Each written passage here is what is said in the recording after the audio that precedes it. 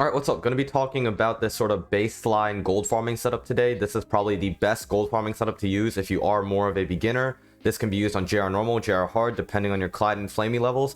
And this is pretty much a gold farming setup that's pretty efficient and accessible to most players in the game, right?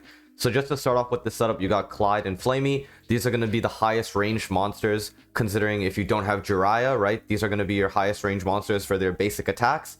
And they're going to make your level clears a lot faster because of that, right? You can get them to a point where they can easily one-shot stuff. So they'll just be doing the same, basically the same damage as Kevin, because they one-shot everything, except they have more range, which means faster level clears.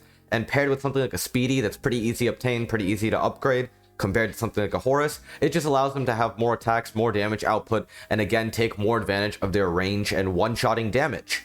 So that's going to be the main frame of your setup. Everything else you sort of add on. Of course, if you have Jiraiya, Jiraiya is going to be better than these guys. But if you don't have Jiraiya, again, this is the baseline setup, a setup that's more accessible to beginners, and a setup that's still pretty efficient. I like how I said that twice. Anyways, probably the most consistent global map damage dealer you can get access to would be Felina, right? Pretty much any player can get access to Felina pretty early on in the game, I'd say. You don't need to have to wait for certain limited events like specials to get something like an Archimedes evolve her, or get something like a Crispy, even something like a Amaterasu. All those units are going to be significantly more difficult than Felina to get. So Felina is going to be a global damage dealer that you can pretty much always have access to. I recommend putting her in the back row, mid row, doesn't really matter that much. Putting a Mighty on her will make it so that you don't need to invest as much gold into her to allow her ability to one-shot everything. And again, the addition of global abilities just makes your level clears faster, and it makes it a lot more efficient. Now, if you want to build off this setup, I will link the best setup for gold farming in the description down below. But I think some more additions you can make with the setup, if you do have certain units, would be adding in something like a Crispy or an Evo Archimedes, right? Like, for example, you can add in a Crispy right about here, just in the back or in the mid row, doesn't matter too much. Crispy's just another good global damage healer. I'd say Archimedes, even as a non-evolved version, she could help out just because a stun doesn't really slow down your clear. And, you know, it just enables for bosses to have a lower chance of being able to cast their abilities and slow down your run significantly.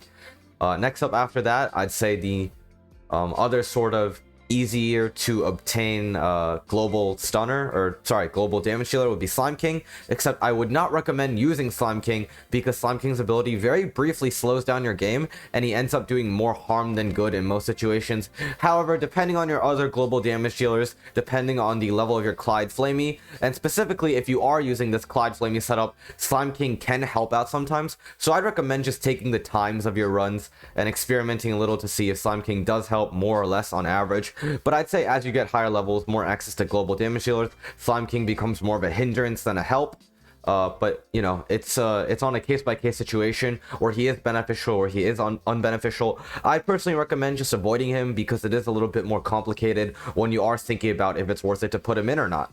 Yeah, these are pretty much the easier to obtain non-mythical monsters to be able to build a better farming setup. Definitely would recommend using this if you are trying to work up to a point where you can upgrade your Felina for nightmare levels if you don't have access to mythic units.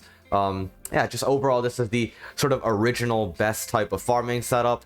Of course, if you have units such as mythic, stuff like Horus, stuff like Jiraiya, stuff like Amaterasu, you can incorporate. Those are always going to be good. Again, video talking about that, link down below. But this is just going to be your solid beginner gold farming setup, and I definitely recommend using it if you don't have access to rarer units. That's going to be it for this video. Like, subscribe, and yeah, see ya.